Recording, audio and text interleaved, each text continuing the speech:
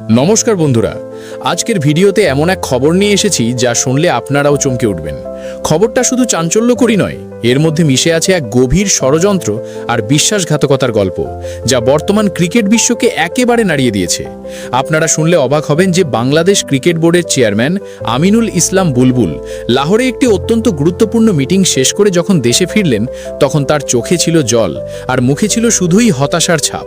তিনি বারবার একটাই কথা বলছিলেন যে পাকিস্তান শেষমেশ আমাদের পিঠে ছুরি মারল। কিন্তু কেন এমন বললেন তিনি? লাহোরের সেই রুদ্ধদ্বার বৈঠকে আসলে কি ঘটেছিল? কেন পাকিস্তান আবারও বাংলাদেশের সাথে এমন প্রতারণা করল? আজকের ভিডিওতে আমরা সেই পর্দার পেছনের আসল সত্যটাই আপনাদের সামনে তুলে ধরব।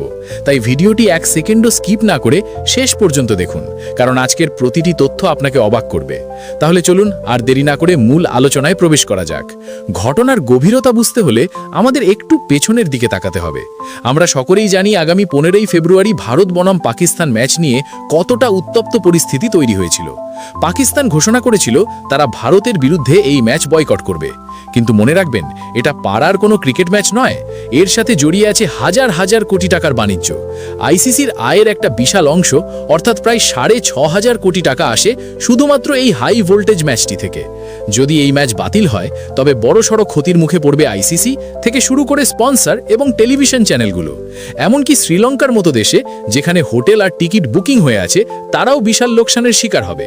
তবে সবথেকে বড় কথা হলো, এতে পাকিস্তানের নিজের ক্ষতিই হবে সবচেয়ে বেশি।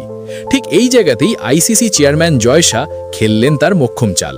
তিনি পাকিস্তানের সেই তথাকথিত ফোর্স মেজর বা বিশেষ পরিস্থিতির দোহাই দিয়ে ম্যাচ বাতিলের আবেদন সরাসরি খারিজ করে দিলেন। জয় শাহ স্পষ্ট ভাষায় জানিয়ে দিলেন 15ই ফেব্রুয়ারি পাকিস্তানকে মাঠে নামতেই হবে, আর যদি তারা সেটা না করে তবে আইসিসির সদস্যপদ তো যাবেই, তার সাথে জুটবে বড়সড় শাস্তি। এই প্রচণ্ড চাপের মুখে পড়েই পাকিস্তান ক্রিকেট বোর্ড তড়িঘড়ি লাহোরে একটি জরুরি মিটিং ডাকল। এই মিটিংয়ে উপস্থিত ছিলেন আইসিসির দুইজন শীর্ষকর্তা, পিসিবি চেয়ারম্যান মহসিন নাকভি এবং বাংলাদেশ ক্রিকেট বোর্ডের চেয়ারম্যান আমিনুল ইসলাম বুলবুল। এই বৈঠকের মূল উদ্দেশ্য ছিল একটাই, যে কোনো মূল্যে পাকিস্তানকে 15ই ফেব্রুয়ারি ভারতের বিরুদ্ধে খেলতে রাজি করানো। যেহেতু পাকিস্তান আগে অজুহাত দেখিয়েছিল যে তারা বাংলাদেশের সমর্থনে ম্যাচ বয়কট করছে, তাই আইসিসি চেয়েছিল বাংলাদেশের সামনেই যেন পাকিস্তান তাদের আসল অবস্থানটা পরিষ্কার করে। মিটিংয়ের ভেতরে যা ঘটল তা জানলে আপনাদের গায়ের লোম খাড়া হয়ে যাবে। আইসিসির কর্মকর্তারা কোনো রকম ভনিতা না করেই পিসিবিকে আলটিমেটাম দিয়ে দিলেন। তারা বললেন, তোমাদের ওইসব ফোর্স মেজরের দাবি আমরা মানছি না, 15ই ফেব্রুয়ারি তোমাদের খেলতেই হবে। এটা কোনো অনুরোধ নয়, এটা আদেশ। যদি তোমরা মাঠে না নামো, তবে আইসিসি থেকে তো বহিষ্কার করা হবেই, পাশাপাশি আগামী 10 থেকে 15 বছরের জন্য আন্তর্জাতিক ক্রিকেট থেকে নির্বাসিত করা হবে। পিসিবি চেয়ারম্যান মহসিন নাকভি তখন ঘামতে শুরু করেছেন। তিনি বুঝতে পারছিলেন যে তারা উভয় সংকটে পড়েছেন, একদিকে নিজেদের দেশের সরকারের চাপ, আর অন্যদিকে আইসিসির এই কঠোর হুঁশিয়ারি। কিন্তু সবচেয়ে বড় লজ্জার বিষয় ছিল বাংলাদেশের কাছে দেওয়া সেই প্রতিশ্রুতি, যা এখন তাদের ভাঙতে হবে। উপায় না দেখে মহসিন নাকভি বিসিবি চেয়ারম্যান আমিনুল ইসলাম বুলবুলের দিকে তাকিয়ে কাঁচুমাচু মুখে বললেন, ভাইজান, আপনারা আমাদের ক্ষমা করবেন। আমরা আপনাদের কথা দিয়েছিলাম যে আমরা আপনাদের পাশে থাকব। আমরা বলেছিলাম আপনারা বিশ্বকাপ বয়কট করলে আমরাও ভারতের বিরুদ্ধে খেলব না। আমরা সত্যিই সেই ঘোষণা দিয়েছিলাম, কিন্তু পরিস্থিতি এখন আমাদের হাতের বাইরে চলে গেছে। আইসিসি আমাদের কোনো কথাই শুনতে চাইছে না। তারা পরিষ্কার বলে দিয়েছে, ম্যাচ না খেললে আমাদের ক্রিকেটকে তারা ধুলোয় মিশিয়ে দেবে। আমরা তো আর আইসিসি থেকে বের হয়ে যেতে পারি না, বা 10-15 বছরের নিষেধাজ্ঞা মাথায় নিতে পারি না। তাই অনেক চেষ্টা করেও আমরা আর পারছি না ভাইজান। আমাদের 15ই ফেব্রুয়ারি ভারতের বিরুদ্ধে খেলতেই হবে। আপনারা প্লিজ কিছু মনে করবেন না। ভবিষ্যতে আমরা অবশ্যই আপনাদের পাশে থাকব, কিন্তু এই মুহূর্তে আমাদের হাত পা বাঁধা। এই কথাগুলো শোনার পর আমিনুল ইসলাম বুলবুল যেন নিজের কানকে বিশ্বাস করতে পারছিলেন না। তিনি স্তম্ভিত হয়ে গেলেন। যে পাকিস্তানের উপর ভরসা করে তিনি এত বড় ঝুঁকি নিলেন, সেই পাকিস্তানই এখন পিঠ টান দিচ্ছে। তিনি তো পাকিস্তানের কথাই বিশ্বাস করে পুরো বিশ্বকাপ বয়কটের সিদ্ধান্ত নিয়েছিলেন। বাংলাদেশের ক্রিকেটারদের তিনি এই টুর্নামেন্ট থেকে বঞ্চিত করলেন শুধুমাত্র পাকিস্তানের দেওয়া সাহসের উপর ভিত্তি করে। আর এখন সেই পাকিস্তানিরাই বলছে, সরি ভাইজান, আমরা আর পারছি না। রাগে ও দুঃখে আমিনুল ইসলাম বুলবুল পিসিবি চেয়ারম্যানকে প্রশ্ন করলেন, আপনারা তো বলেছিলেন আমরা একসাথে আছি।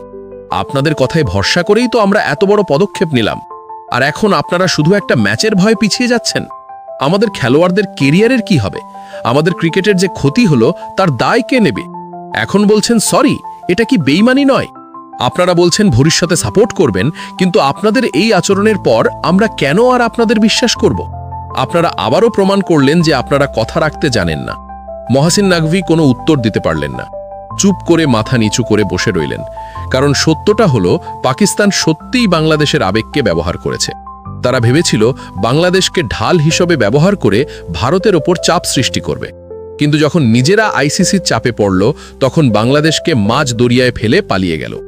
আইসিসির কর্মকর্তারা তখন বিসিবি চেয়ারম্যানকে সান্ত্বনা দেওয়ার চেষ্টা করলেন। তারা বললেন, আমরা আপনার মনের অবস্থা বুঝতে পারছি, পাকিস্তান আপনাদের সাথে যা করেছে তা নিঃসন্দেহে অন্যায়, কিন্তু আইসিসির নিয়ম তো সবার জন্যই সমান। আমরা পাকিস্তানকে খেলতে বাধ্য করছি ঠিকই, তবে বাংলাদেশের জরিমানার বিষয়টি আমরা বিবেচনা করে দেখব। পাকিস্তানের এই ষড়যন্ত্রের কথাও আমাদের মাথায় থাকবে। কিন্তু এই শুকনো কথায় আমিনুল ইসলাম বুলবুলের মন গলল না। তিনি হাড়ে হাড়ে টের পাচ্ছিলেন যে পাকিস্তানের ফাঁদে পা দিয়ে বাংলাদেশ কত বড় ভুল করেছে। পাকিস্তান যে নিজেদের স্বার্থে বাংলাদেশকে বলির পাঠা বানালো সেটা তিনি পরিষ্কার বুঝতে পারলেন। মিটিং শেষে লাহোর বিমানবন্দরে দাঁড়িয়ে আমিনুল ইসলাম বুলবুল আর চোখের জল ধরে রাখতে পারলেন না। সাংবাদিকদের সামনে তিনি বলেই ফেললেন, পাকিস্তান শেষ পর্যন্ত আমাদের সাথে বেইমানিই করল। আমরা ওদের অন্ধের মতো বিশ্বাস করে সব হারালাম, আর ওরা এখন নিজেদের চামড়া বাঁচাতে আমাদের ছুঁড়ে ফেলে দিল। এরপর দেশে ফিরে ঢাকা বিমানবন্দরে তিনি এক হৃদয় বিদারক বিবৃতি দেন।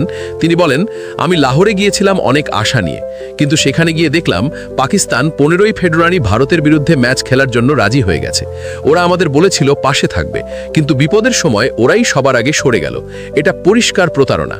পাকিস্তান তাদের নোংরা রাজনীতির জন্য আমাদের ব্যবহার করেছে। আমি বাংলাদেশের মানুষের কাছে হাত জোর করে ক্ষমা চাইছি। পাকিস্তানের কথায় বিশ্বাস করে আমি আপনাদের হতাশ করেছি, তবে আমরা শিক্ষা পেয়েছি। আর কখনোই আমরা পাকিস্তানের ফাঁদে পা দেব না। বন্ধুরা, এই পুরো ঘটনা থেকে কয়েকটা বিষয় একদম জলের মতো পরিষ্কার হয়ে গেল। প্রথমত, পাকিস্তান যে বিশ্বাসযোগ্য বন্ধু নয় তা আবারও প্রমাণিত হলো। তারা নিজেদের স্বার্থে যে কাউকে ব্যবহার করতে পারে এবং প্রয়োজন ফুরিয়ে গেলে টিস্যু পেপারের মতো ছুঁড়ে ফেলে দিতে পারে। দ্বিতীয়ত, জয় শাহের কৌশলের কাছে পাকিস্তান যে পুরোপুরি হেরে গেছে তা বোঝা গেল। তিনি এমন চাল চাললেন যে পাকিস্তান নতজানু হতে বাধ্য হলো। তৃতীয়ত, ভারত বনাম পাকিস্তান ম্যাচ যে হচ্ছেই তা এখন 99% নিশ্চিত। পাকিস্তানের আর পালানোর কোনো পথ নেই। তো বন্ধুরা, বাংলাদেশ ক্রিকেট বোর্ড চেয়ারম্যানের এই লাহোর সফর এবং পাকিস্তানের এই ডিগবাজি খাওয়ার ঘটনা আপনারা কিভাবে দেখছেন? পাকিস্তান কি সত্যিই বাংলাদেশের সাথে বিশ্বাসঘাতকতা করল, নাকি তারা পরিস্থিতির শিকার? আপনাদের কি মনে হয় 15ই ফেব্রুয়ারি ভারত কি পাকিস্তানকে হারাতে পারবে? আপনাদের সুচিন্তিত মতামত নিচে কমেন্ট করে অবশ্যই জানাবেন। ভিডিওটা যদি ভালো লেগে থাকে তবে অবশ্যই লাইক করবেন এবং বন্ধুদের সাথে শেয়ার করবেন। আর ক্রিকেটের এমন সব এক্সক্লুসিভ খবর সবার আগে পাওয়ার জন্য আমাদের channel No Talking Only Cricket এখনই সাবস্ক্রাইব করে বেল আইকনটি প্রেস করে দিন। দেখা হচ্ছে পরের ভিডিওতে। সবাই ভালো থাকবেন। জয় হিন্দ, জয় ভারতীয় ক্রিকেট।